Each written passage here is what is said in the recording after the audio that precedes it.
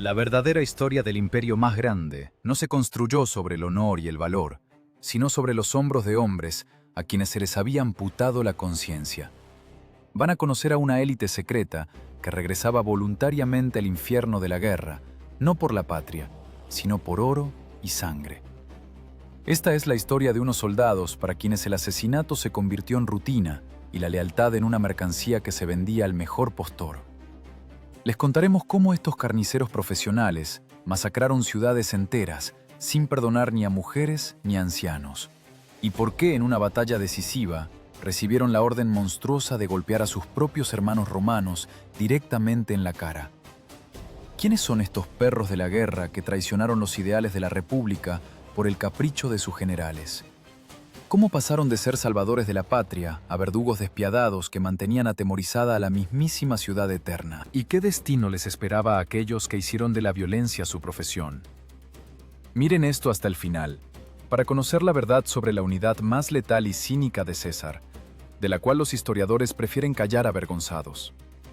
Miren las manos del chico que está a su izquierda en la formación. ¿Ven cómo le tiemblan los nudillos al apretar el borde del scutum? Este escudo pesa 10 kilos, pero ahora a él le parece más pesado que una lápida. Respiren este aire. ¿Lo sienten? El hedor ácido de cuerpo sin lavar, lana húmeda y, lo más importante, el olor animal y pegajoso del pánico. Esto no es la epopeya heroica que les contaron en la escuela. Esto es el campamento de una legión romana en la Galia, y aquí reina un terror absoluto y paralizante. Corre el año 58 a.C. Cayo Julio César, un hombre cuyas deudas superan los presupuestos de pequeños estados, está al borde del abismo. Su carrera política pende de un hilo, y su vida depende de si logra conquistar estas tierras salvajes. Pero tiene un problema, y ese problema está frente a él, castañeteando los dientes de frío y miedo. Sus legiones son chusma, pobres de la ciudad, granjeros arruinados, comerciantes de ayer que se alistaron en el ejército por un plato de sopa seguro, y no para morir bajo los golpes de espadas germanas de 2 metros. Los rumores en el campamento se propagan más rápido que la peste. Dicen que los germanos de Ariovisto son gigantes que comen carne cruda y no sienten dolor. Dicen que su mirada puede matar y sus gritos vuelven loco a cualquiera. Y estos muchachos romanos, criados en las estrechas callejuelas de la suburra, creen cada palabra. La disciplina se desmorona. Los centuriones se han quedado roncos tratando de obligar a los reclutas a mantener la formación. Pero, ¿cómo obligar a pelear a quien ya se ha despedido mentalmente de la vida? En las tiendas se susurra sobre la deserción. Los oficiales escriben testamentos. El ejército que debía conquistar el mundo está listo para huir al primer avistamiento del enemigo. César lo ve. Es un depredador inteligente y comprende. Con este material no ganará la guerra. Necesita cemento que una esta masa blanda. Necesita hombres a quienes se les haya amputado la conciencia y atrofiado el miedo. Necesita profesionales. Y hace una jugada que cambiará el rostro de la guerra para siempre. No pronuncia discursos apasionados sobre el amor a la patria. No apela al honor de los antepasados. Simplemente abre la billetera. En el derecho militar romano existía un vacío legal que rara vez se usaba a tal escala. Evocati. Literalmente, los vueltos a llamar. Son veteranos que ya cumplieron sus 16 o 20 años de servicio. Hombres que sobrevivieron, recibieron tierras, ciudadanía, dinero y se retiraron. Deberían estar cultivando repollos en la Toscana o bebiendo vino en las tabernas de campaña, contando historias a sus nietos. Pero he aquí la paradoja. La mayoría de ellos descubrió que la vida civil es un aburrimiento insoportable.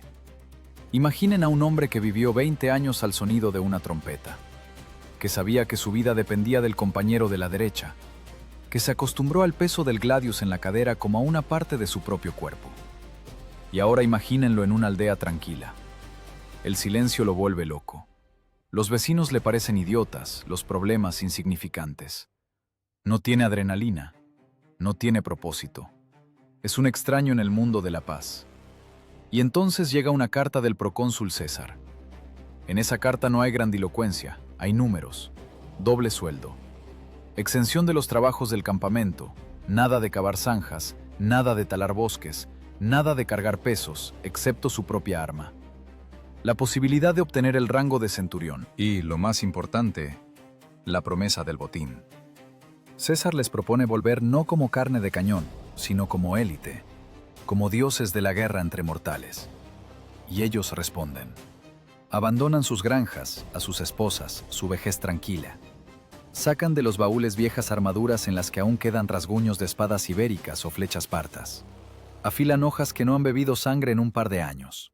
Son perros de la guerra, que se soltaron de la cadena porque el dueño los atrajo con un trozo de carne. Cuando los primeros destacamentos de Evocati entran al campamento, la atmósfera cambia instantáneamente. Se les distingue de inmediato de la masa principal. Miren su forma de andar. Los reclutas se mueven con nerviosismo, se agitan, miran constantemente a su alrededor. Los veteranos se mueven con economía, suavemente, como depredadores en su territorio. Sus rostros son máscaras de indiferencia. Cicatrices que cruzan las mejillas, narices rotas, dientes faltantes. Ese es su currículum, certificado por el acero. Su equipo no brilla al sol como las placas nuevas de los reclutas. Sus cotas de malla tienen manchas de óxido y aceite. El cuero de los cinturones está desgastado hasta ponerse negro. Los cascos están abollados. Pero cada correa está ajustada perfectamente. Nada tintinea al caminar. La espada sale de la vaina más rápido de lo que uno puede parpadear. Son herramientas con las que se ha trabajado durante años. Los soldados jóvenes los miran con un terror reverencial. Para los novatos, estos viejos son la prueba viviente de que en la guerra se puede sobrevivir. Pero en los ojos de los Evocati no hay lástima por los jóvenes. Para ellos, estos muchachos temblorosos aún no son personas, son un recurso. Son carne a la que hay que enseñar a no morir en los primeros 3 segundos del combate. Pregúntense, ¿qué obliga a un hombre a volver al infierno por voluntad propia? ¿Patriotismo? No me hagan reír. No están aquí por Roma. Roma está lejos. Allí los senadores con togas limpias discuten sobre impuestos. Y aquí, en el barro de la Galia, solo existe César, que paga con oro. Y existe un enemigo al que se puede robar. Son mercenarios en el sentido más puro y cruel de la palabra. Vendieron su alma al intendente y el precio fue justo. César les da un estatus especial. No duermen en las tiendas comunes. Comen mejor. Solo obedecen al alto mando. Son el esqueleto sobre el que crecerá la carne de la legión. Su aparición en el campamento actúa como una ducha fría. El pánico retrocede, dando paso a una tensa espera. Los reclutas ven cómo estos hombres revisan sus sandalias, con qué eficiencia discuten la masacre inminente, como si se tratara de la cosecha. Y el miedo se transforma. No desaparece, no. Se va a lo profundo, convirtiéndose en una fría determinación de no deshonrarse frente a estos lobos. Hacia finales del año 58 a.C., cuando las lluvias de otoño convirtieron los caminos de la Galia en un lodazal intransitable, el proceso de transformación ya estaba en marcha. César obtuvo lo que quería, no solo soldados, sino instructores, verdugos y guardaespaldas en una sola persona. Devolvió a las filas a los fantasmas de guerras pasadas para que enseñaran a matar a la nueva generación. Pero nadie entendía entonces el precio que habría que pagar por esta decisión. Al llamar a los Evocati, César creó un precedente. Creó una clase de hombres para quienes la lealtad al general está por encima de la lealtad a la república. Hombres para quienes la guerra se convirtió en su único hogar. Mientras en Roma los políticos pensaban que controlaban la situación, aquí, en tiendas llenas de humo, se forjaba un arma que algún día apuntaría no a los bárbaros, sino al corazón mismo de la ciudad eterna. Y la primera lección que estos maestros darían a los reclutas no sería sobre táctica, sino sobre cómo matar al humano dentro de sí mismos para que sobreviva el soldado. El campamento despierta mucho antes del amanecer. La niebla fría se arrastra por el suelo, penetrando bajo las túnicas, pero está prohibido temblar. Si creen que el infierno es fuego y azufre, se equivocan. El infierno es el patio de armas de la legión a las 5 de la mañana, cuando tus músculos arden y el centurión, ese sádico sonriente, decide que no corres lo suficientemente rápido. Aquí, entre el barro y las maldiciones, ocurre la alquimia más importante del mundo antiguo: la transformación de un ciudadano asustado en una herramienta de asesinato desalmada. Los Evocati no solo observan, son los arquitectos de este proceso. Mientras los jóvenes soldados, jadeando, golpean con espadas de madera los postes clavados en la tierra, los veteranos caminan entre las filas. Parecen pastores, solo que en lugar de látigos tienen varas de vid, símbolo de la autoridad del centurión. Silbido, golpe, crujido. El golpe no es para castigar, sino para enseñar. Levanta el escudo, cachorro, o el galo te abrirá la garganta como un cerdo. En sus voces no hay maldad, solo un asco frío y profesional. Conocen el precio del error. Un error es una brecha en la formación. Una brecha en la formación es la muerte de todos. ¿Alguna vez han intentado blandir una espada que pesa el doble que una de combate? Los romanos entrenan precisamente así. Pesados garrotes de madera en lugar de elegantes gladius, escudos de mimbres rellenos de plomo. Esto no se hace para desarrollar musculatura. Se hace para que en el combate real, cuando tengan acero verdadero en las manos, les parezca ingrávido como una pluma. Pero la física es solo la mitad del asunto. El quiebre principal ocurre en la cabeza. Los evocati sacan a golpes la idea misma de individualidad de los reclutas. En el mundo de donde vienen estos muchachos, se valora la personalidad. Aquí, la personalidad es un virus. Tú no eres nadie, dice el veterano mirando a los ojos al recluta que se asfixia. Tu nombre no importa, tus sueños no importan, solo importa la legión. ¿Es cruel? Sin duda. Pero pregúntense, si estuvieran en la primera fila frente a una horda de bárbaros, ¿querrían que su vecino de la derecha pensara en su alma única o en cómo apretar más su escudo contra el de ustedes? La psicología de la formación se basa en el instinto animal de la manada, pero una manada disciplinada. Los evocati no enseñan heroísmo, enseñan a reprimir el heroísmo. El héroe es aquel que se lanza hacia adelante, rompe la línea y muere, exponiendo a sus camaradas. En la legión de César, el heroísmo equivale a deserción. Mantén la formación y pincha, esa es toda la sabiduría. Un golpe corto y punzante desde detrás del escudo. 2 pulgadas de acero en el estómago. Un paso adelante, repetir. No es un duelo, es trabajo en una línea de montaje de matanza. A mediados del año 58 a.C., cuando la nieve finalmente se derritió de los pasos y la tierra comenzó a secarse, el campamento cambió. Desapareció el ajetreo, apareció el ritmo. Miles de pies golpean la tierra como uno solo. Miles de gargantas exhalan aire simultáneamente al golpear. Ya no es una multitud, es un organismo único que respira guerra. Y el esqueleto de este organismo son ellos, los evocati. Viven bajo sus propias reglas. Por las noches, junto a las hogueras, mientras los jóvenes caen sin fuerza sobre la paja, los veteranos afilan sus armas y cuentan historias. Pero no es simple charla. Es la transmisión de la verdad de trinchera. No cuentan sobre gloriosas victorias, sino sobre cómo distinguir el sonido del vuelo de una flecha del sonido de una jabalina. Cómo rematar correctamente a un herido para no desafilar la espada. Cómo no volverse loco cuando estás parado con las tripas hasta las rodillas. Escucha bien, ronca un viejo soldado, cuya cicatriz en el cuello se mueve al hablar. Cuando veas a un germano, no le mires a los ojos. Los ojos dan miedo. Mírale el ombligo. Golpea ahí. Ahí no hay armadura. Estos consejos valen más que el oro. Están escritos con la sangre de quienes no escucharon. Para los reclutas, los evocati se convierten en algo más que simples instructores. Son hermanos mayores a los que odian y adoran al mismo tiempo. Son la prueba viviente de que hay una salida de esta picadora de carne. Haz como yo, y tal vez llegues vivo a la cena. En esta frase simple, hay más motivación que en todos los discursos de los senadores sobre la grandeza de la República. Es aquí, en los sucios campos de entrenamiento, donde nace esa lealtad de la que escribirán los historiadores. Los soldados empiezan a entender. Su vida no depende de Roma, ni de las leyes, sino de este veterano sombrío a su lado, y del general que le dio la orden a este veterano.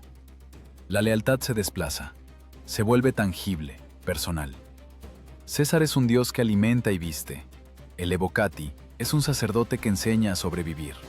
Y la república es solo una palabra que no pesa nada cuando un bárbaro de 3 metros corre hacia ti. Los veteranos les enseñan cinismo. El enemigo no es humano, les inculcan. El enemigo es un obstáculo. No tiene familia, no tiene sentimientos. Es solo un trozo de carne que quiere matarte. Mátalo tú primero, y no sientas nada. La empatía se apaga como una función innecesaria. Solo queda la eficiencia. ¿Entienden el horror de esto? No los convierten en asesinos maníacos que disfrutan del dolor. Los convierten en profesionales para quienes matar es una rutina tan normal como limpiar sandalias. Imaginen que son un recluta. Hace un mes araban la tierra. Hoy conocen 30 formas de matar a un hombre con las manos desnudas y 10 formas de hacerlo sin sudar. Miran sus manos. Se han endurecido, se han cubierto de callos. Miran a sus compañeros. Sus rostros se han vuelto más duros, sus miradas vacías y atentas al mismo tiempo. Ya no temen a la muerte como antes. Temen fallarle a este mecanismo. Temen que la vara del centurión caiga sobre su espalda no por el dolor, sino por la vergüenza. Para el momento en que los exploradores traen la noticia de la aproximación de la horda de Ariovisto, la legión está lista. Ya no son esos muchachos temblorosos que eran en invierno. Son una manada de lobos guiada por viejos líderes. Están parados en silencio. Nada de gritos, nada de golpes en los escudos para darse valor. Solo silencio, interrumpido por el crujido del cuero y el tintineo del metal. Los evocati caminan a lo largo de la formación, ajustando el equipo, dando palmadas en los hombros. «Hoy es un buen día para trabajar», suelta uno de ellos, escupiendo al suelo. Y en esa calma hay más amenaza que en cualquier grito de guerra. La máquina de muerte está ensamblada, engrasada y lista para su primera prueba real. Una prueba que mostrará cuánto vale la disciplina romana contra la furia primitiva. ¿Oyen ese zumbido? No es un trueno. Es el sonido que emiten 70.000 gargantas gritando al unísono. El ejército de Ariovisto no son filas ordenadas a las que están acostumbrados en los desfiles. Es un océano de carne, pieles y furia que se vuelca sobre la llanura de Alsacia. Golpean las espadas contra los escudos, y ese ritmo altera los latidos del corazón.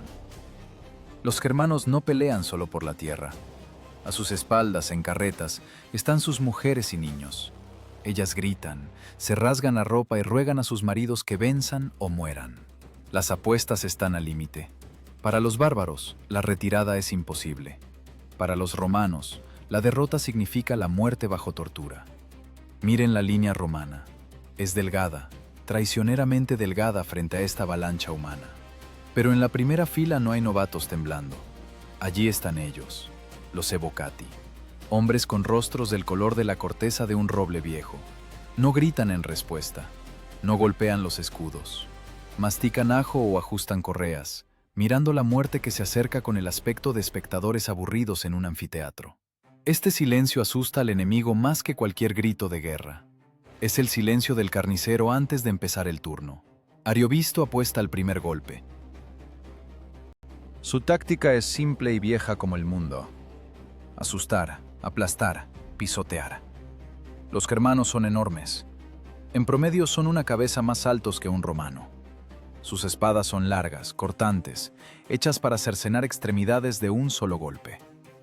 Corren en multitud, ganando inercia, convirtiéndose en un ariete vivo. La tierra bajo los pies literalmente vibra. Si estás en la primera fila, tu instinto chilla, ¡corre! Pero no puedes correr. A tu izquierda y derecha están los hombros de los veteranos. Te aprietan como en un torno. Eres parte del muro. Impacto. El sonido del choque de dos ejércitos se parece al descarrilamiento de un tren. La madera cruje, los huesos se rompen, el hierro rechina contra el hierro. La primera embestida de los germanos es monstruosa. Los escudos se doblan bajo el peso de los cuerpos que chocan a la carrera. Pero el muro no cae. Los evocati reciben este golpe, amortiguando con las piernas, clavando las sandalias, cáligas, en el césped. Conocen la física de la multitud. Si aguantas los primeros 10 segundos, ganaste. Y aquí comienza la magia de la táctica romana, llevada a la perfección precisamente por estos hombres. La espada larga germana requiere espacio. Para dar un golpe, el bárbaro necesita tomar impulso. Y en este montonamiento no hay dónde tomar impulso. Los romanos están tan juntos que sus escudos forman una escama sólida. Se agachan bajo el impulso del bárbaro. El gladius es una espada corta, solo medio metro de acero. No necesita impulso. Solo necesita un empujón hacia adelante. Es la mecánica del asesinato. Recibir el golpe en el escudo, paso adelante, golpe punzante en la ingle, el estómago o la garganta, paso atrás, cubrirse. Los evocati trabajan como pistones en un motor. Nada de duelos hermosos, nada de gestos amplios, economía de movimientos absoluta. El bárbaro, rugiendo de rabia, corta desde arriba. Su espada se atasca en el borde del escudo romano. En el mismo segundo, la hoja romana entra bajo sus costillas. Rápido, sucio, efectivo. El hombre cae, lo pisotean los suyos, y en su lugar se pone el siguiente para morir exactamente igual. «Mantén el escudo más alto, idiota», ruge un veterano al novato cuando éste descubre la cabeza. No le salva la vida por lástima, salva la formación. Si el novato cae, en el muro aparecerá un agujero por donde entrará el flujo de enemigos. Los evocati cementan la legión, matan en silencio, con una indiferencia aterradora. Para ellos, este combate no es una epopeya, sino un trabajo físico pesado. La clasificación de material humano defectuoso. La batalla se convierte en una picadora de carne. Frente a la formación romana, crecen montañas de cadáveres que impiden a los germanos acercarse. Los romanos pisan sobre los cuerpos, resbalan en la sangre, pero siguen presionando. La tortuga avanza, moliendo todo a su paso. La psicología de los bárbaros se quiebra. Están acostumbrados a que el enemigo huya al verlos. Pero estas personas pequeñas, con cascos de hierro, no huyen. Avanzan, paso a paso, golpe tras golpe. Impasibles, como la muerte misma. En algún momento la furia da paso al terror. Los germanos entienden que su fuerza es inútil contra esta geometría de la guerra. Las filas traseras empiezan a retroceder. Las delanteras mueren más rápido de lo que logran dar un golpe, y la formación de Ariovisto se desmorona. Comienza no una retirada, sino una huida. Y es entonces cuando la máquina romana cambia de marcha. La formación se abre, se lanza la caballería, y la infantería pasa a correr. Esto ya no es un combate, es una matanza. Los romanos persiguen al enemigo a lo largo de muchas millas, hasta el mismo Rin. Los evocati no conocen el cansancio, o saben ignorarlo. Rematan a los heridos para no dejar enemigos a sus espaldas. No es crueldad por crueldad, es pragmatismo. Un bárbaro muerto no volverá con un arma dentro de un año. El campo está sembrado de decenas de miles de cuerpos. Ariovisto huye, abandonando a su ejército, a sus esposas e hijas. Cuando el sol se pone sobre el Rin, las legiones regresan al campamento. Las armaduras están cubiertas de una costra de barro y sangre seca. Las espadas están melladas, pero en los ojos de los soldados algo ha cambiado. Los reclutas que por la mañana temblaban de miedo, ahora miran el mundo de otra manera. Sobrevivieron, mataron. Pasaron el bautismo de sangre bajo la supervisión de los mejores instructores de la historia. Ya no miran a los evocati como a dioses, sino como a socios mayores en un negocio sangriento. Esa noche en las tiendas hubo mucho vino y pocas conversaciones. Los soldados limpiaban las armas, contaban el botín y se lamían las heridas. César obtuvo su victoria.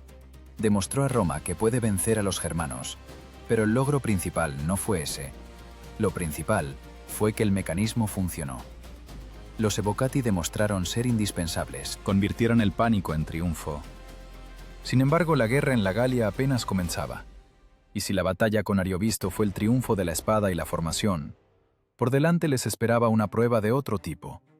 Una prueba donde el valor en campo abierto no vale nada. Donde el enemigo se esconde tras altos muros, y para alcanzarlo hay que convertirse no en guerrero, sino en excavador. El brillo de la gloria pronto se desvanecerá, cediendo lugar al barro de las trincheras de asedio, donde los evocati tendrán que hacer el trabajo más oscuro de esta guerra. Un trabajo del que no se cuentan leyendas, pero que rompe la columna vertebral de civilizaciones. Olviden las armaduras brillantes y los penachos ondeando al viento. Si la batalla con Ariovisto fue un drama sangriento, el asedio de Abárico es un thriller industrial sucio. Aquí, en el centro de la Galia, la guerra se quita su máscara heroica y muestra su verdadero rostro. Un rostro manchado de arcilla, hollín y veneno de cadáver. Es el año 52 a.C., y las legiones de César están atascadas en un pantano. En sentido literal y figurado, imaginen el trabajo de un excavador. Pesado, monótono, rompe espaldas. Y ahora imaginen que mientras cavan, desde arriba les vierten brea hirviendo, les tiran piedras del tamaño de la cabeza de un niño y les disparan con ballestas. Bienvenidos bajo los muros de Abárico. Aquí los Evocati ya no están en una formación brillante. Están con la inmundicia helada hasta la cintura, dirigiendo la construcción de una rampa gigante, el Ager. César no planea asaltar los muros inexpugnables de frente. Planea construir su montaña junto a la montaña de ellos y simplemente pasar por encima de las fortificaciones. Es el triunfo de la ingeniería sobre el coraje. 25 días de lluvia continua. 25 días en los que la ropa no se seca ni un minuto. Los jóvenes soldados se quejan. Están listos para pelear con hombres, pero no están listos para pelear contra la naturaleza y el cansancio. Se les pudren los pies, les da fiebre. ¿Quién los mantiene a raya? Por supuesto, los veteranos. Los Evocati saben que la pala mata enemigos más eficazmente que la espada. Cava o muere, dicen, y en eso no hay amenaza, solo la constatación de un hecho. Trabajan por turnos, como mineros en un socavón. Construyen galerías cubiertas, víneas, para proteger a los excavadores. Es un trabajo de hormigas bajo una lluvia de flechas. Cada metro de terraplén se paga con la vida de alguien. Pero el terraplén crece, lenta, inexorablemente, como un tumor canceroso que se arrastra hacia los muros de la ciudad. Pero la guerra más terrible no ocurre en la superficie, ocurre bajo tierra. Los galos son maestros de la minería. Cavan contra minas para derrumbar el terraplén romano. Y los romanos van a su encuentro. ¿Alguna vez han peleado en un túnel del ancho de sus hombros, en absoluta oscuridad, donde el aire está tan viciado que las antorchas se apagan? Los Evocati bajan allí primero. Allí, en madrigueras sofocantes, ocurre una pesadilla imposible de describir en informes militares. Puñaladas al tacto, estrangulamientos, muerte bajo derrumbes de tierra. La gente muere asfixiada en el polvo, lejos de la luz del sol, y nadie sabrá nunca dónde murieron exactamente. Es una guerra de nervios. Los defensores de Abárico ven cómo la construcción romana, compuesta por miles de troncos y toneladas de tierra, se acerca a sus muros. Ya es más alta que sus torres. Es una presión psicológica de fuerza monstruosa. Los romanos no duermen, no comen bien, están furiosos como demonios. Y cuando finalmente los puentes de asalto caen sobre los parapetos del muro, ocurre una explosión. Los legionarios irrumpen en la ciudad no como libertadores e incluso no como conquistadores. Irrumpen como castigadores. La tensión de 25 días de infierno exige una salida. Y César suelta la correa. La orden es simple. Nada de prisioneros. Abárico debe convertirse en un ejemplo. Una lección escrita con sangre para toda la Galia rebelde. Y es aquí donde los Evocati muestran su clase. No en esgrima, en la eficiencia de la limpieza. Un soldado joven puede dudar al ver a una mujer con un niño. Un veterano no. Para él no es una mujer. Es una unidad de población de una ciudad enemiga, sujeta a exterminio según la orden. Nada de odio, nada de sadismo, simplemente trabajo. Golpeó, pasó por encima, siguió adelante. La historia romana calla avergonzada los detalles, pero la arqueología y las líneas secas de los comentarios hablan más fuerte. En Abárico se refugiaban 40.000 personas, 40.000 hombres, mujeres, ancianos y niños. Solo pudieron escapar 800. Las restantes 39.200 personas fueron masacradas, no en combate. En las casas, en las calles, en los templos. Imaginen ese sonido. No el choque de espadas, sino golpes sordos contra algo blando, gritos que se cortan repentinamente, y el chapoteo de sandalias en charcos que son demasiado espesos y rojos para ser agua de lluvia. Los Evocati van por las calles metódicamente, sector por sector. Derriban puertas, revisan sótanos. Lo hacen con los rostros fríos de profesionales que quieren terminar el turno e irse a dormir. No los matamos porque sean malos, podría decir un viejo centurión, limpiando la hoja con un puñado de paja. Los matamos para que otros no se atrevan. La crueldad es una herramienta de paz. En esta lógica hay una racionalidad monstruosa. Si destruyes una ciudad por completo, otras 10 se rendirán sin pelear. Eso ahorra vidas romanas. Y la vida de un veterano romano a los ojos de César vale más que la población de toda una ciudad gala. Al atardecer, Abárico está muerto. El silencio que se cierne sobre la ciudad zumba en los oídos. Los soldados deambulan entre los cadáveres, recogiendo el botín. Oro, plata, joyas, todo se arranca de los cuerpos muertos. La recompensa por semanas de barro y miedo. Los evocati se sientan en los escalones de los templos, rodeados de montañas de cuerpos, y comen su ración. Tienen los brazos ensangrentados hasta el codo, pero eso no les quita el apetito. Han visto cosas peores. Han cruzado la línea tras la cual la vida humana pierde toda sacralidad. El asedio de Abárico enseñó a la legión una terrible verdad. La victoria no huele a laurel. Huele a quemado y a carne en descomposición. Pero también les dio un falso sentido de omnipotencia. Tomaron una ciudad inexpugnable, exterminaron a toda una tribu. Les parece que no hay muro que no puedan romper, ni enemigo que no puedan doblegar con el miedo. Los veteranos miran las ruinas humeantes con sombría satisfacción. Hicieron el trabajo más sucio del que es capaz el ser humano y quedaron vivos. Pero aún no saben que este éxito es una trampa. Su confianza en su propia invencibilidad pronto les jugará una mala pasada. La Galia no está quebrada, solo se enfureció. Vercingetorix, el líder de los rebeldes, aprendió de la caída de Abárico. Comprendió que a los romanos no se les puede vencer de frente, pero se les puede engañar. Mientras los legionarios reparten lo robado, pensando que lo peor ya pasó, el destino ya les prepara una nueva trampa. La siguiente parada es Gergovia, donde la suerte le dará la espalda a César y luego a Alesia. El lugar donde el concepto mismo de guerra será reescrito de nuevo. El lugar donde los evocati tendrán que hacer lo imposible para salvarse de un doble anillo de muerte. Pero por ahora simplemente duermen entre las ruinas, sin sospechar que la verdadera prueba de resistencia les espera más adelante. Una prueba que exigirá de ellos no solo matar, sino morir por el capricho de un solo hombre. Si creen que han visto la desesperación en los ojos de hombres acorralados, no han visto a Alesia. Olviden todo lo que sabían sobre las reglas de la guerra. Aquí, en una meseta en la Galia central, las reglas fueron canceladas. Esto no es una batalla. Es geometría de la muerte, trazada con pala y pico. Imaginen una dona. En el agujero de la dona está Vercingetorix y 80.000 de sus mejores guerreros. A su alrededor, un anillo romano de fortificaciones. Pero alrededor de los romanos hay otro anillo exterior, y detrás de él un océano.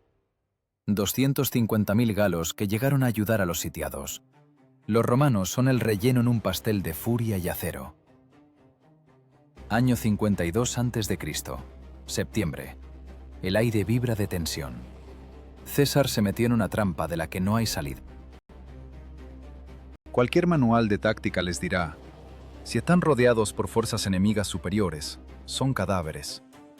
Pero César no lee manuales, él los escribe. Ordena a sus legionarios hacer lo que mejor saben, cavar. Los evocati vuelven a tomar las palas. No construyen solo muros, construyen una carrera de obstáculos para gigantes. Miren el campo frente a las fortificaciones. Parece llano, pero es un engaño.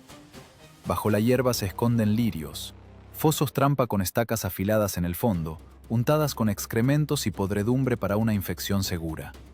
Allí están enterrados estímulos, ganchos de hierro que se clavan en las suelas y desgarran los tendones. No es una guerra noble.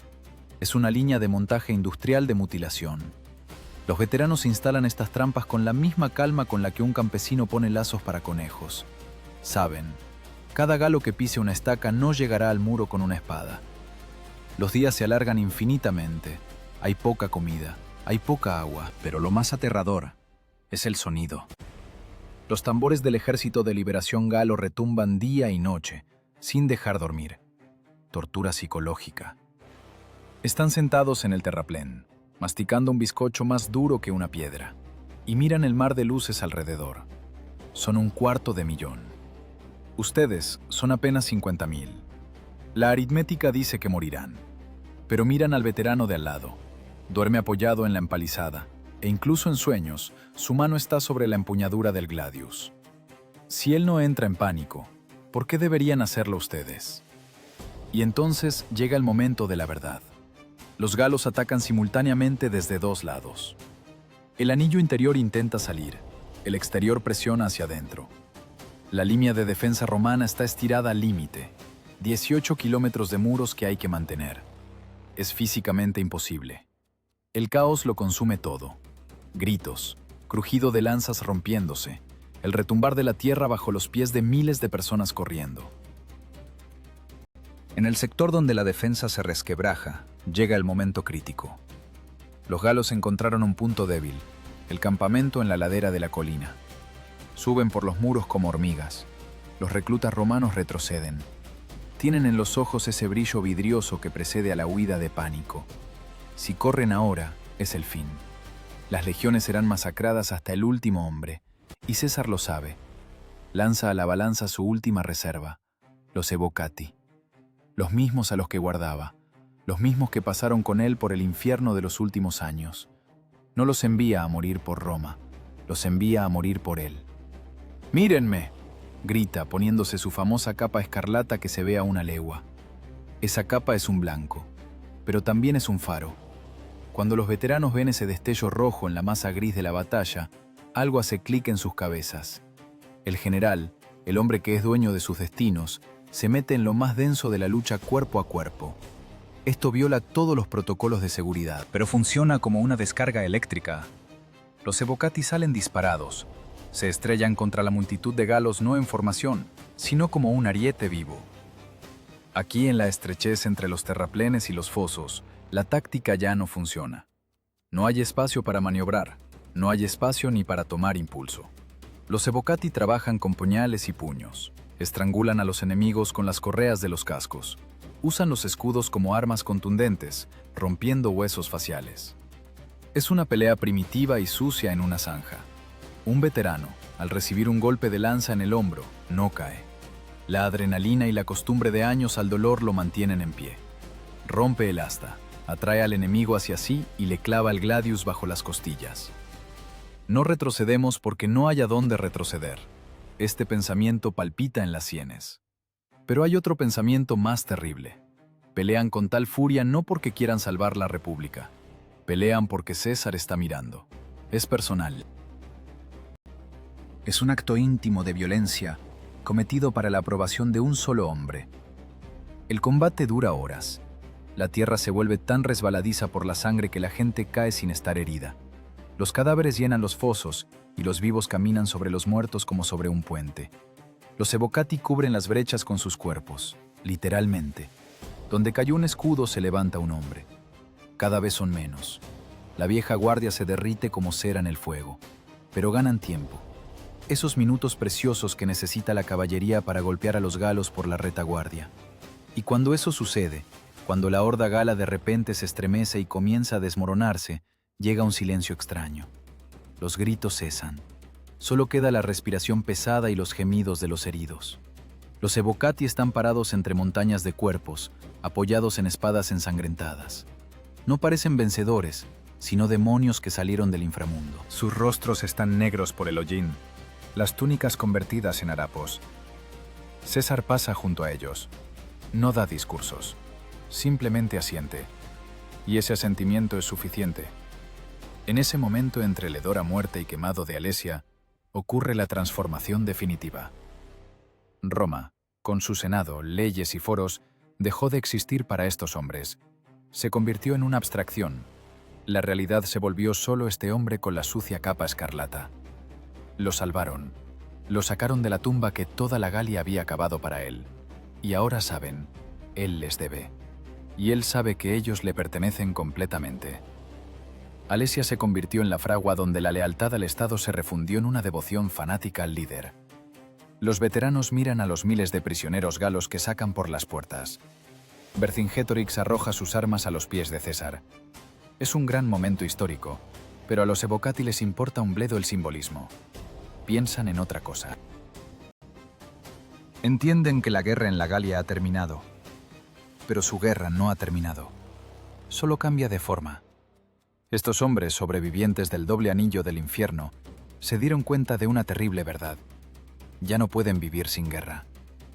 La paz para ellos es un país extraño, y cuando César gire su caballo hacia el sur, hacia Italia, ellos irán tras él. No porque el deber lo ordene, sino porque están unidos por sangre. La lealtad de estos hombres ahora no pertenece a Roma, ni a la ley, sino personalmente a Cayo Julio César.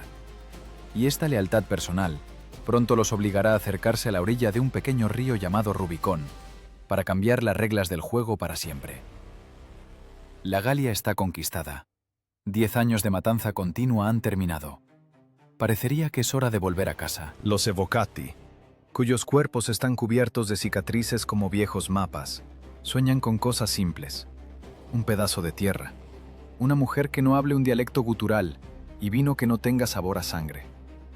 Pero Roma, esa misma Roma que defendieron de los bárbaros, les prepara un recibimiento digno no de héroes, sino de criminales.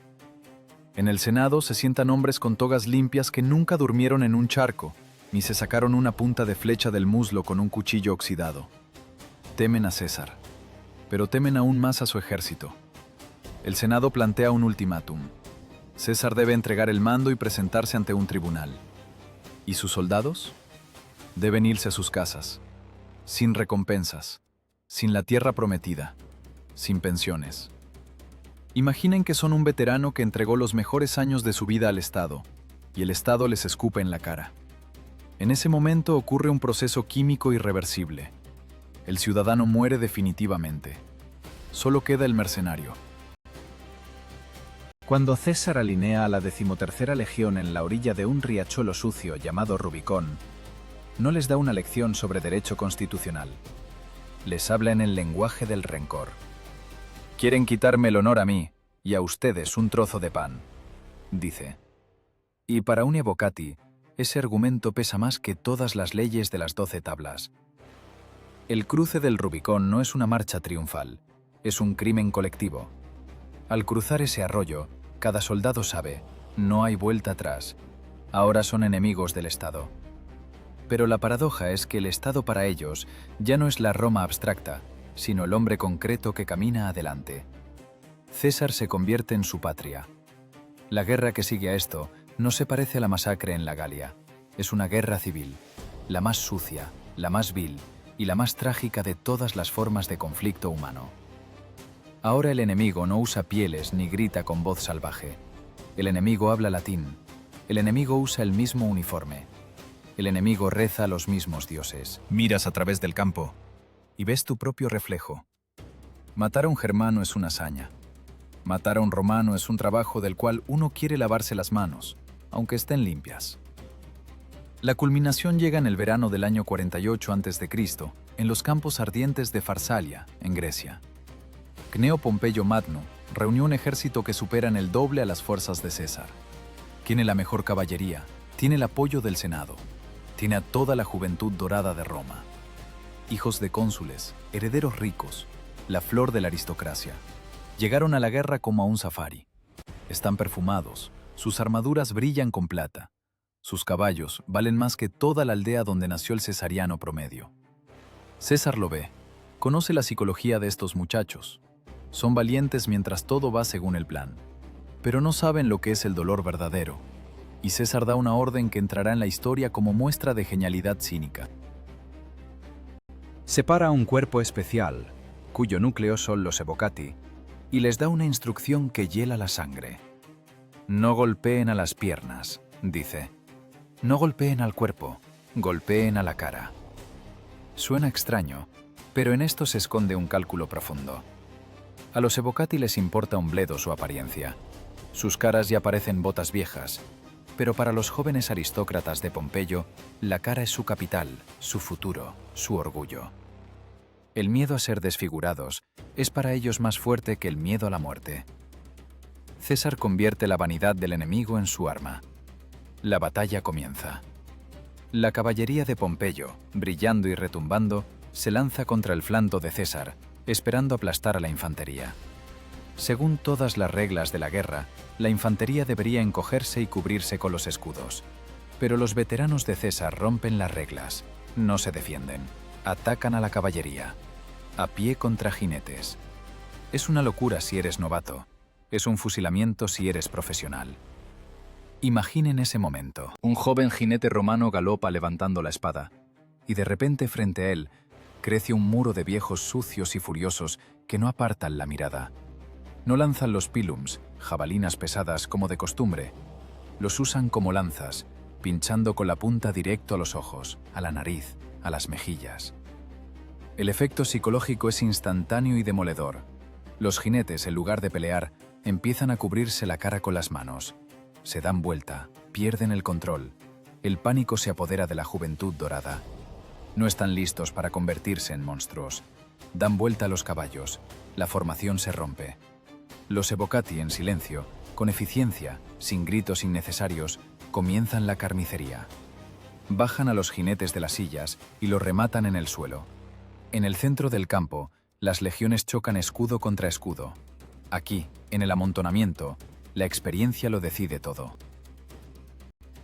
Los veteranos de César pelean contra los soldados de Pompeyo, muchos de los cuales son también veteranos, sus antiguos compañeros de servicio. Se reconocen, se gritan nombres. «¡Hola, Marco! ¿Recuerdas a Bárico?» Y un golpe de espada en el cuello. Es surrealista. Es fratricidio elevado al rango de proceso industrial. Los evocati matan a sus compatriotas con una sangre fría aterradora. Saben, o nosotros o ellos. El sentimentalismo es un lujo que no pueden permitirse. Cada pompeyano muerto es un paso hacia el fin de la guerra. Cada cadáver es un acercamiento a la tierra prometida. Se abren camino hacia la pensión a través de los cuerpos de sus hermanos. Cuando el polvo se asienta, el campo de Farsalia está cubierto por 15.000 cadáveres. Pompeyo huye. La república yace en el barro con la garganta cortada. César camina por el campo, mirando los rostros de los aristócratas muertos. Dicen que dijo, ellos mismos quisieron esto. Pero los evocati no necesitan justificaciones. Se sientan sobre los cuerpos de los enemigos, limpian las espadas y beben vino trofeo. En sus ojos no hay triunfo. Solo hay cansancio y la sombría comprensión de que el mundo cambió para siempre. Cruzaron la última línea. Al matar a un bárbaro, proteges a Roma. Al matar a un romano por orden de un general, matas a la misma Roma. Pero a ellos les da igual. Ya hicieron su elección. Son hombres de César. La victoria en Farsalia se convirtió en el punto más alto de su profesionalismo y el punto más bajo de su caída moral. Demostraron que pueden destruir cualquier ejército, incluso si ese ejército está compuesto por sus propios hermanos. Pero esta victoria tenía un sabor amargo. La vieja guardia entendía. Ahora su destino está indisolublemente ligado al destino de un solo hombre. Si cae César, caerán ellos también. Se convirtieron en rehenes de su propia eficiencia. Y mientras celebraban la victoria, sin saber que en Roma ya se afilaban los puñales, la historia les preparaba un nuevo giro. El asesinato en el campo de batalla es honesto. El asesinato en el Senado es vileza. Pero precisamente esta vileza pronto convertirá a estos soldados de fieles perros de guerra en lobos vengativos que ahogarán la ciudad eterna en sangre, vengando la muerte de su único verdadero padre. 15 de marzo del año 44 a.C., el día en que la historia se detuvo. La noticia de lo que sucedió en el teatro de Pompeyo se extendió por las calles de Roma más rápido que un incendio forestal. Cayo Julio César ha muerto. 23 puñaladas. Para los senadores, que se limpiaban las manos ensangrentadas en sus togas, fue un acto de liberación. Lo llamaron tiranicidio. Creían que, al matar a un hombre, devolverían la edad de oro de la República. Pero cometieron un error fatal. Olvidaron preguntar la opinión de aquellos que tenían las armas de verdad en las manos. Imaginen el estado de un veterano evocati esa noche. Está sentado en una taberna en la Suburra, o de guardia en el cuartel fuera de los muros de la ciudad. Para él, César no era un tirano. César era el padre. No es una metáfora, es una realidad económica. César era el único garante de su pensión, de su pedazo de tierra, de su vejez sin hambre. Al matar a César, los conspiradores no solo destruyeron a un dictador, anularon el contrato vital de decenas de miles de asesinos profesionales. Senadores como Bruto y Casio pensaban que el ejército pasaría al lado de la libertad. ¡Qué ingenuidad! Los soldados lo tomaron como un insulto personal, como un escupitajo en el alma. Mataron al que nos daba de comer, mientras estos charlatanes gastaban los pantalones en el Senado. De eso hablaban en los campamentos. El duelo se convirtió instantáneamente en una furia fría y calculadora. Y de esta furia se aprovecharon los nuevos jugadores, Marco Antonio y el joven Octavio. El segundo triunvirato no se puso a jugar a la democracia, simplemente soltaron a los perros de la cadena. Comenzaron las proscripciones. Esta palabra debería causarles escalofríos. No son procesos judiciales, son listas. Tablas blancas expuestas en el foro, escritas con nombres rojos. Si tu nombre está en la lista, eres un cadáver. Cualquiera que traiga tu cabeza recibirá dinero. Si eres esclavo, recibirás la libertad. Si eres ciudadano, recibirás riqueza. ¿Y quiénes creen que se convirtieron en los principales ejecutores de esta cosecha sangrienta? Por supuesto, los evocati. Conocían la ciudad, sabían cómo matar rápido y sin ruido. Roma se convirtió en un coto de caza. Imaginen esta imagen surrealista. Un veterano que pasó por la Galia y Farsalia ahora golpea las puertas de villas ricas en el Palatino. No vino a robar, vino por la cabeza del dueño. Ya no era una guerra, era una limpieza. Los evocati abordaban el asunto con un profesionalismo aterrador. No sentían lástima por estas personas. Para ellos, la aristocracia romana se convirtió en una tribu enemiga que traicionó a su líder. Un golpe de espada y problema resuelto. La cabeza al saco, el saco a los pies de Antonio, el dinero a la bolsa. Nada personal, solo negocios. El horror de la situación radicaba en su cotidianidad. Vecinos entregaban a vecinos, hijos traicionaban a padres. Pero precisamente los soldados eran las herramientas que convertían las denuncias en muerte. La ciudad se sumió en el silencio. Nadie se atrevía a hablar fuerte en las calles. La gente tenía miedo de mirar a los ojos a las patrullas. Roma, que conquistó el mundo, ahora temblaba de miedo ante sus propios defensores. Cicerón, el orador más grande de la época, el hombre cuya voz podía cambiar las decisiones del Senado, fue degollado en el camino cuando intentaba huir. Sus manos, que escribieron las filípicas contra Antonio, y su cabeza fueron clavadas en la tribuna de oradores en el foro, y los soldados pasaban de largo, escupiendo al suelo. Para ellos la elocuencia no valía nada. El único argumento que entendían era la fuerza. Esto es lo que pasa cuando la lengua es más larga que la espada, se burlaba un viejo centurión mirando los ojos muertos del filósofo. En esos días los evocati renacieron definitivamente. Si antes eran guerreros, aunque crueles, ahora se convirtieron en castigadores. Entendieron que su poder era ilimitado. Los senadores, que ayer los miraban como basura, ahora se arrastraban a sus pies, rogando por su vida, ofreciendo todo su oro. Pero el oro ya pertenecía a los soldados, junto con la vida de su dueño. Fue el triunfo de la fuerza bruta sobre la ley. La República no murió en el Senado bajo los golpes de los puñales de Bruto. Murió aquí, en las calles. Cuando el soldado entendió por primera vez que podía matar impunemente a un senador y recibir un bono por ello. Los evocati se convirtieron en la nueva élite, la aristocracia de la espada que dictaba su voluntad a Roma. Hacia finales del año 43 a.C., las calles de Roma fueron lavadas de sangre, pero el olor a miedo se impregnó en el mármol para siempre. Las listas de proscritos se terminaron. Los enemigos de los cesarianos en Italia fueron destruidos o huyeron. Pero los principales culpables, Bruto y Casio, aún estaban vivos. Habían reunido un enorme ejército en el este, llamándose a sí mismos libertadores. Para los veteranos era un asunto pendiente. La venganza no podía ser completa mientras los asesinos del padre respiraran aire. El ejército comenzó a prepararse para la campaña. Esta vez no iban por tierra ni por gloria. Iban para ejecutar una sentencia de muerte. Su motivación era absoluta. Ya no era política, era una venganza de sangre a gran escala. Abandonaban Roma, dejando atrás una ciudad que aterrorizaron y que ahora les pertenecía por derecho del más fuerte. Por delante les esperaba Grecia y los campos de Filipos, el lugar donde debía tener lugar la última batalla entre el viejo mundo de la República y el nuevo mundo del Imperio.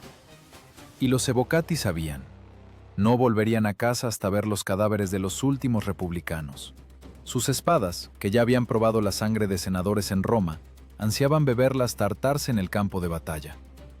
La caza de lobos con togas había terminado, comenzaba la caza de un ejército de fantasmas del pasado. ¿Alguna vez han intentado correr con armadura completa con el barro hasta las rodillas? Los pies se atascan, succionados por la mugre pegajosa. Cada paso requiere un esfuerzo que revienta los vasos sanguíneos de los ojos. El agua está helada, pero sudas por la tensión. Alrededor silban jabalinas y piedras de honderos, pero no puedes agacharte o te ahogarás en agua podrida. Bienvenidos a Filipos, octubre del año 42 a.C., Macedonia, el lugar donde el sueño romano de libertad vino a morir. Aquí se encontraron los dos ejércitos más grandes que el mundo romano había visto jamás. 200.000 hombres, dos ideologías. En las colinas, en un campamento seco y cómodo, están sentados los libertadores, Bruto y Casio. Tienen oro, tienen provisiones, tienen altos ideales de restauración de la República. Abajo, en los pantanos podridos y palúdicos, están sentadas las legiones de Antonio y Octavio. Tienen hambre, están furiosos y llevan semanas mojándose bajo la lluvia de otoño. Parecería que la ventaja está del lado de los republicanos, pero los cesarianos tienen algo que no se puede comprar con el oro del Senado. Tienen veteranos para quienes la guerra es su hábitat natural. Los Evocati de Antonio miran las fortificaciones del enemigo en las colinas no con envidia, sino con un cálculo depredador. Saben, la comodidad relaja. El soldado harto se vuelve perezoso, y el lobo hambriento siempre es más peligroso que el perro harto. La batalla de Filipos no es una partida de ajedrez, es una pelea en el barro. Marco Antonio, entendiendo que en un ataque frontal a las colinas su ejército perecerá, comienza una guerra secreta de ingenieros. Sus Evocati por las noches, con el agua hasta la cintura, abren pasos en los juncos, construyen calzadas a través del pantano intransitable para golpear a Casio en el flanco. Es un trabajo silencioso y agotador. Un sonido de más y te llenarán de flechas, pero trabajan en silencio, como fantasmas. Cuando comienza el combate, el caos lo consume todo. Los planes se derrumban en el primer minuto. Las legiones de Bruto vuelcan a las tropas del enfermizo Octavio e irrumpen en su campamento. Empiezan a saquear, pensando que ganaron. Pero en el otro flanco, los veteranos de Antonio, emergiendo del pantano, rompen la defensa de Casio. Es una picadora de carne en la niebla. Nadie entiende quién gana. El polvo, mezclado con la lluvia, convierte el día en penumbra. Aquí, en esta confusión, la experiencia de los Evocati se convierte en el factor decisivo. Mientras los jóvenes soldados de Bruto, embriagados por el éxito, cortan tiendas y buscan vino, los veteranos de Antonio mantienen la formación. No se distraen con trofeos, siguen matando. Destruyen metódicamente oficiales, portaestandartes, centros de comunicación del enemigo.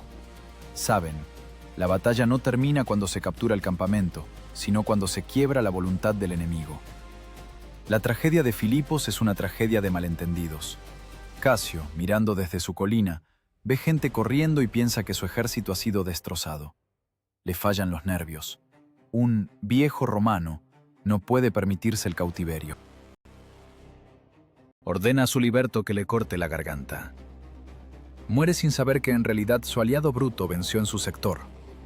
Esta muerte se convierte en el principio del fin. Sin la mano dura de Casio, el ejército de los republicanos pierde su eje.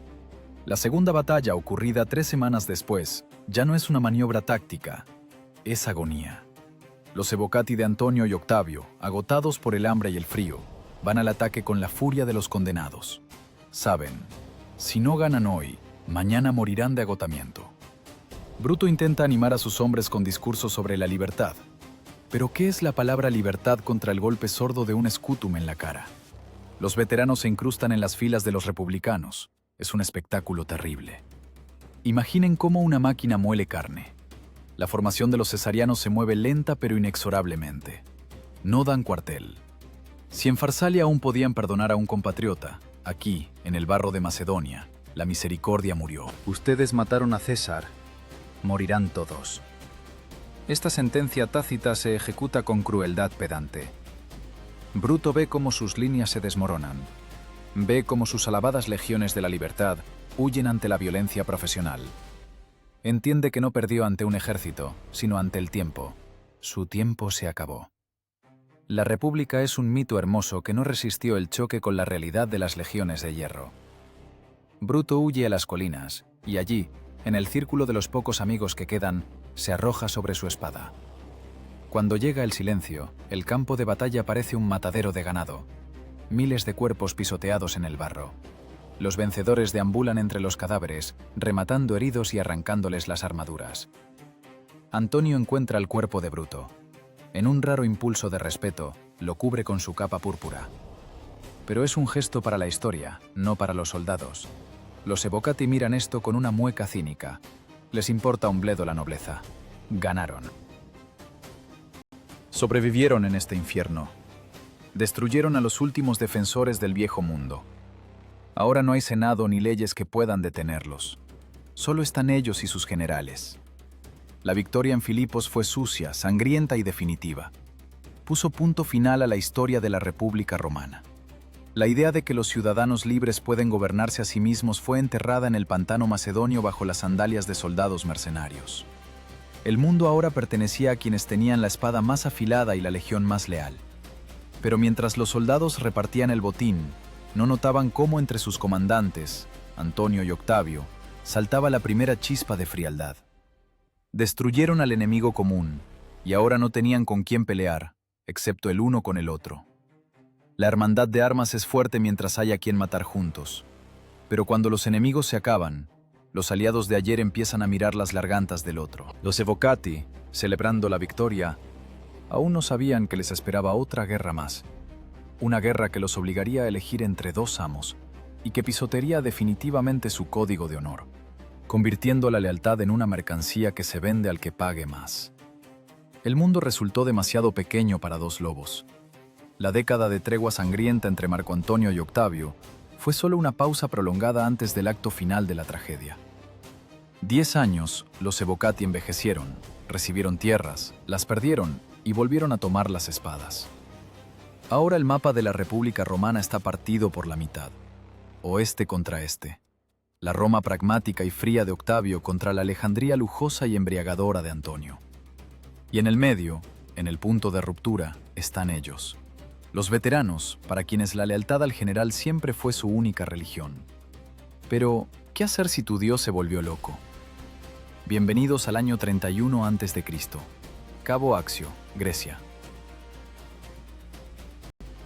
Un calor húmedo y brumoso que pudre las velas y oxida las armaduras. En el campamento de Antonio, reina una atmósfera extraña. No es el campamento de una legión romana al que están acostumbrados los veteranos. Es un mercado oriental. Aquí huele a incienso, especias exóticas y descomposición. Antonio, ese mismo Antonio que caminó con ellos por las nieves alpinas, que comió con los soldados del mismo caldero y durmió en el suelo desnudo, ha cambiado.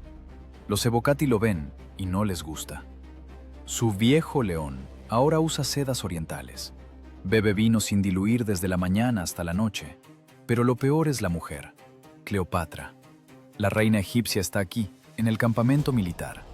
Un soldado romano puede perdonar al general la crueldad, la avaricia, incluso la cobardía, pero no puede perdonar la sumisión ante una extranjera.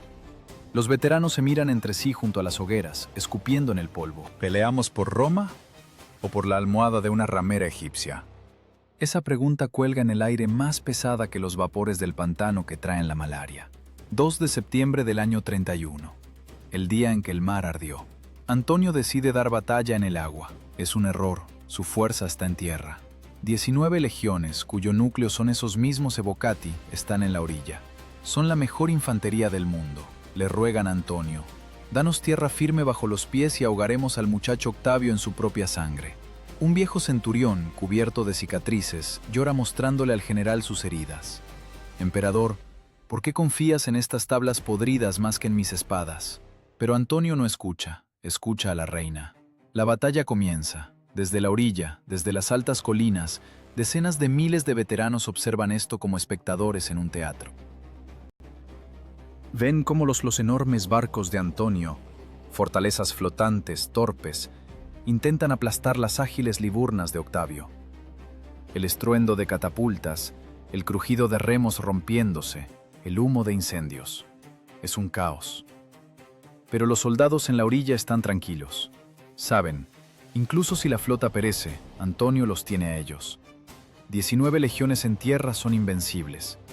La guerra aún no está perdida. Y de repente ocurre lo impensable. En plena batalla, cuando el resultado aún no está claro, el barco de Cleopatra con velas púrpuras da la vuelta y se va a mar abierto. Ella huye. Los soldados en la orilla se burlan. La mujer se asustó. Que le vaya bien. Pero tras ella sucede lo que rompe su mundo para siempre. Marco Antonio, el gran general, heredero de César, ídolo de los corazones de los soldados, se cambia a una galera rápida y la sigue. Imaginen ese segundo. El tiempo se detiene. 100.000 hombres en la orilla se paralizan. No creen lo que ven sus ojos. Su general, su padre, abandona a su ejército, su flota, su honor, por unas faldas. Los deja morir o rendirse, y él mismo se va hacia el atardecer para salvar su pellejo y a su amante. No es solo una derrota, es el colapso del universo. En ese momento, bajo el sol abrasador de Accio, muere el código de honor romano. 7 días. Exactamente 7 días el ejército de Antonio permanece en la orilla, negándose a creer lo sucedido. Esperan. Piensan que es una maniobra, que él volverá, que traerá refuerzos. El general Canidio Craso intenta mantener la disciplina, pero en los ojos de los soldados hay vacío. Son niños abandonados. El ídolo resultó ser falso. La leyenda sobre la hermandad de armas, sobre que el comandante siempre come último y muere primero, se deshizo en polvo. Al 7º día se acercan al campamento los negociadores de Octavio. No amenazan, ofrecen un trato.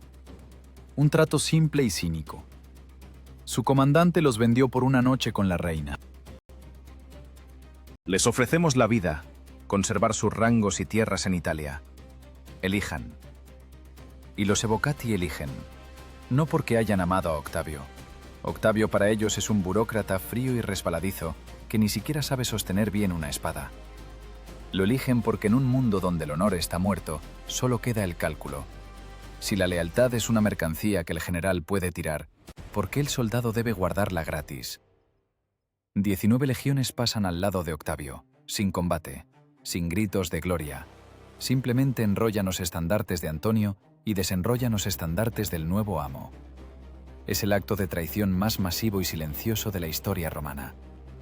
Pero los traidores aquí no son los soldados. El traidor fue uno, y ahora navega hacia Egipto para suicidarse. Accio se convirtió en el punto de no retorno.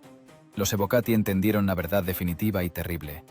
Ya no son héroes, no son los salvadores de la República, y ni siquiera la guardia del emperador. Son mercenarios. Herramientas bien pagadas, profesionales, mortalmente peligrosas. Les da igual de quién es el perfil acuñado en la moneda, con tal de que el oro sea real. Cuando la flota de Octavio los lleva de regreso a Italia, miran el agua donde flotan los restos de los barcos de su antiguo ídolo. En sus almas hay un desierto calcinado. El romanticismo de la guerra, si es que existió, se ahogó en la bahía de Accio. Solo quedó el trabajo. Y harán ese trabajo bien, porque no saben hacer otra cosa. Pero nunca, escuchen bien, nunca más ningún general verá en sus ojos esa adoración perruna con la que miraban a César y a Antonio. A partir de este día no sirven a un hombre, sirven al sistema.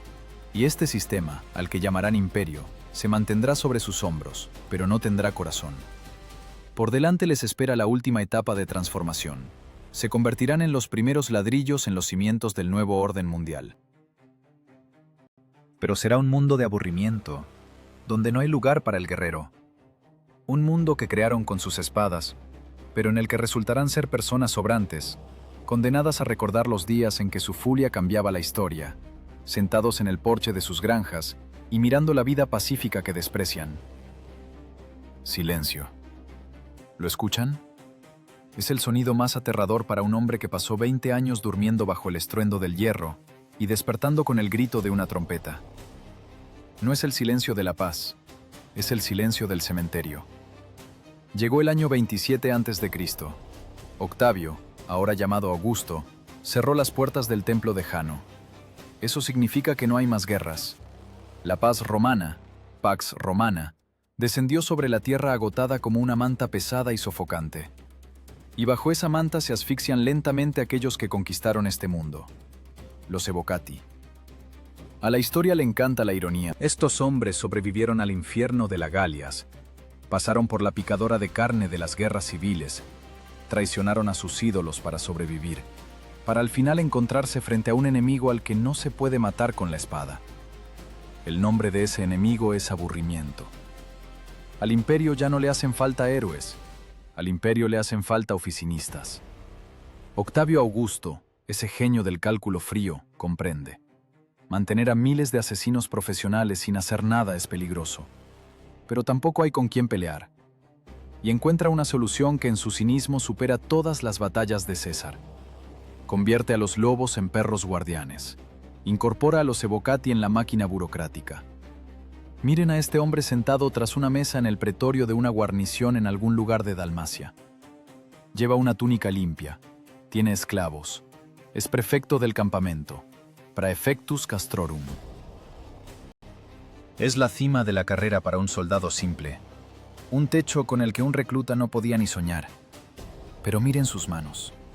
No tocan la empuñadura de un gladius, sino pergaminos con informes sobre suministros de grano. Sus enemigos ahora no son los feroces germanos, sino intendentes ladrones y moho en los graneros. Es la muerte lenta del alma. Ayer decidía quién vivía y quién moría con un movimiento de ceja. Hoy discute con un proveedor sobre la calidad del aceite de oliva. Se siente como un león al que obligaron a cazar ratones. En sus ojos, opacos y cansados, ya no verán ese fuego que ardía en Farsalia. Allí solo quedó la melancolía. Melancolía por la adrenalina, por esa sensación cuando estás en la formación y el mundo alrededor se vuelve simple y comprensible. Aquí los propios, allá los ajenos, y todos los problemas se resuelven con un golpe mortal. Augusto les da tierra. Colonias enteras de veteranos surgen por toda Italia y en las provincias. Parece una recompensa, Pero en realidad es un exilio. Los dispersan, los disuelven en la masa civil para que no puedan juntarse y recordar el poder que alguna vez tuvieron. Se convierten en granjeros, pero la tierra no obedece órdenes. El trigo no crece más rápido porque le grites con voz de mando, y el viejo Evocati, escarbando con la azada el suelo seco, comprende con amargura. Venció a todos los enemigos de Roma solo para perder la batalla contra la mala hierba. A veces, por las noches, se reúnen en las tabernas locales, pero ya no cuentan historias. ¿De qué van a hablar? ¿De cómo degollaron a sus hermanos en Filipos? ¿De cómo traicionaron a Antonio? Esos recuerdos no calientan, queman. Beben en silencio. Los lugareños los evitan. Sienten el aura de amenaza oculta que emana de estos viejos. Incluso decrépito, con las articulaciones enfermas, el Evocati sigue siendo peligroso. En sus movimientos, en cómo corta el pan, se nota el profesionalismo del verdugo. pero lo más terrible no ocurre afuera, sino adentro.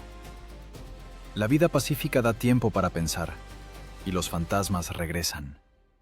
Los rostros de los niños galos asesinados en Abárico, los ojos de los jóvenes romanos atravesados por los pilums. Antes el ruido de la guerra acallaba la conciencia. Ahora, en el silencio de las noches pacíficas, la conciencia empieza a gritar. Despiertan sudando frío, aferrándose a una espada inexistente. Crearon este mundo seguro, pero ellos mismos están malditos. En este mundo no hay lugar para ellos. Son dinosaurios terminando sus días en la era de los mamíferos. Octavio creó el sistema perfecto. La legión se volvió permanente. El servicio se convirtió en una profesión y no en un llamado. Los Evocati, como casta única de voluntarios mercenarios, se disuelven gradualmente. Su experiencia se sistematiza, se escriben reglamentos e instrucciones. La guerra se convierte en una ciencia que se enseña en academias y no en un arte que se aprende en la sangre. La individualidad se borra En lugar de matones carismáticos, llegan funcionarios obedientes. Y aquí está el final. No en el campo de batalla, no con la espada en la mano. El viejo veterano muere en su cama. No lo mata la lanza de un bárbaro, sino la hidropesía o la vejez. Alrededor están los hijos que nunca vieron la guerra y que temen a su padre incluso en su lecho de muerte. Es un anticlímax. No es la muerte heroica de la que escribían los poetas. Es un fin cotidiano y gris. El cuervo que resistió golpes de garrotes y cruces por los Alpes se rinde bajo el peso de los años vividos.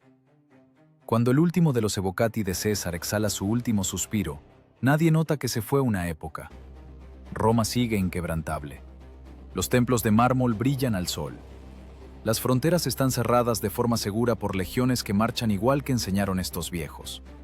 Pero el espíritu se fue. Esa energía loca y furiosa que arrancó a Roma de las garras de los bárbaros y la arrojó al crisol de las guerras civiles se apagó. Quedó el orden, un orden frío, aburrido y eficiente. Hemos llegado al final de nuestra investigación. Miren hacia atrás, a este camino de medio siglo. ¿Quiénes eran estos hombres? ¿Héroes? Sin duda, sin ellos la civilización occidental podría no haber existido. ¿Monstruos? Indudablemente cometieron atrocidades que hielan la sangre. ¿Mercenarios? Sí, vendían su lealtad. Pero la verdad es que eran un espejo de la propia Roma. Eran quienes hacían el trabajo sucio para que otros pudieran usar togas limpias y discurrir sobre la ley. Los evocati son el primer intento en la historia de poner la violencia en una línea de producción, de hacer de la guerra un trabajo, y tuvieron demasiado éxito en ello. Demostraron que un ejército profesional es la herramienta más confiable para construir un imperio, y al mismo tiempo, la mayor amenaza para la libertad. Hágase la pregunta, mirando la pantalla de su teléfono inteligente, viviendo en la seguridad del mundo moderno que en gran parte se basa en los cimientos del derecho romano y el orden romano. ¿Están dispuestos a admitir que este orden fue comprado al precio de convertir a miles de personas vivas en herramientas desalmadas? ¿Que su tranquilidad está pagada con la disposición de alguien a matar sin preguntas ni dudas? Los evocati se fueron a la sombra de la historia. Sus nombres se borraron de las lápidas, pero cada vez que vean a un soldado que simplemente hace su trabajo, cada vez que la eficiencia se pone por encima de la moral y la lealtad al jefe por encima de la ley, sepan. Los fantasmas de los perros de la guerra de César siguen aquí. No se han ido a ninguna parte. Simplemente cambiaron las armaduras por camuflaje o trajes de negocios. Porque la república puede morir, el imperio puede caer, pero la profesión de ser un arma es eterna.